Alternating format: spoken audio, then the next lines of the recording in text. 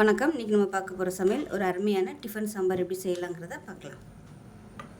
ஒரு குக்கர் எடுத்துக்கலாம். மெஷரிங் கப்பில் அரை கப் அளவுக்கு பாசிப்பருப்பு, ஒரு 2 டேபிள் ஸ்பூன் அளவுக்கு பருப்பு எடுத்திருக்கேன். இதை வந்து குக்கரில் சேர்த்துக்கலாம். இதை நல்லா கழுவிட்டு வந்துட்டு பார்க்கலாம். இப்போ நல்லா கழுவி எடுத்துகிட்டு வந்துட்டேன். இப்போ இதில் பார்த்திங்கன்னா ஒரு கத்திரிக்காய் பொடியாக கட் பண்ணது, அதே மாதிரி கேரட் ஒரு 15 பீஸ் வர மாதிரி கேரட்டு, அதே மாதிரி 15 பீஸ் வர மாதிரி முள்ளங்கி. உங்களுக்கு எந்த விருப்பமான காய்கறிகள் எதுனாலும் நீங்கள் சேர்த்துக்கலாம். நான் வந்து இன்றைக்கி இதுதான் சேர்த்துருக்கேன். இதில் பீன்ஸ் சேர்க்குறதுனாலும் சேர்த்துக்கலாம். நீங்கள் பீன்ஸு உருளைக்கிழங்கு கூட சேர்த்துக்கலாம்.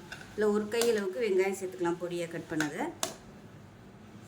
இது கூடவே 3 பச்சை மிளகாய் கட் பண்ணி வச்சுருக்கேன், அதையும் சேர்த்துக்கலாம். 2 தக்காளி பொடியாக கட் பண்ணதை சேர்த்துக்கலாம். மீடியம் சைஸாக 2 தக்காளி. வீட்டில் வச்சுருக்க சாம்பார் தூள் இல்லை குழம்பு தூள் எதுனாலும் சேர்த்துக்கலாம். நான் வந்து 1 டேபிள் ஸ்பூன் அளவுக்கு சேர்த்துருக்கேன். இப்போ 1/4 டேபிள் ஸ்பூன் மஞ்சள் சேர்த்துக்கலாம். இப்போ இதில் நல்ல ஒரு 4 டம்ளர் அளவுக்கு தண்ணி சேர்த்துக்கலாம். இப்போ 1 டீஸ்பூன் போல் எண்ணெய் சேர்த்துக்கலாம். சேர்த்துட்டு எல்லாத்தையும் நல்லா கலந்து விட்டுறலாம். உப்பு சேர்த்துக்கலாம் தேவையான அளவுக்கு.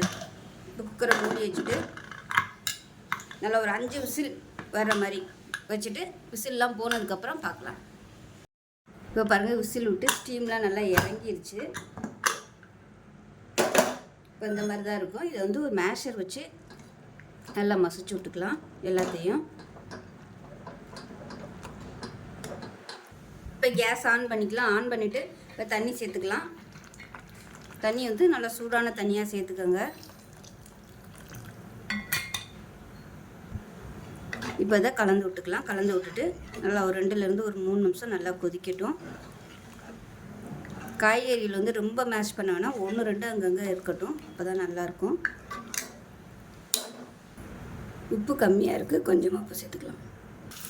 இப்போ பாருங்கள், சாம்பார் நல்லா கொதிச்சிருச்சு. இப்போ எப்பயும் போல் தாளிப்பு சேர்த்துக்கலாம். கடுகு, உளுந்து, சீரகம், வரமிளகாய், பெருங்காயம், கருவேப்பிலை போட்டு தாளித்து தான் சேர்த்துக்கலாம். சூப்பரான டிஃபன் சாம்பார் ரெடி ஆயிடுச்சு. இட்லி ஊற வச்சு சாப்பிட்டிங்கன்னா டேஸ்ட் நல்லா அட்டகாசமாக இருக்கும். செஞ்சு பாருங்கள். செஞ்சு பார்த்துட்டு எப்படி இருந்துச்சுங்கிறத சொல்லுங்கள். வீடியோ பிடிச்சிச்சின்னா லைக் பண்ணுங்கள், கமெண்ட் பண்ணுங்கள், சேனலை சப்ஸ்கிரைப் பண்ணுங்கள், பக்கத்தில் பெல் பட்டனையும் ப்ரெஸ் பண்ணுங்கள். நன்றி.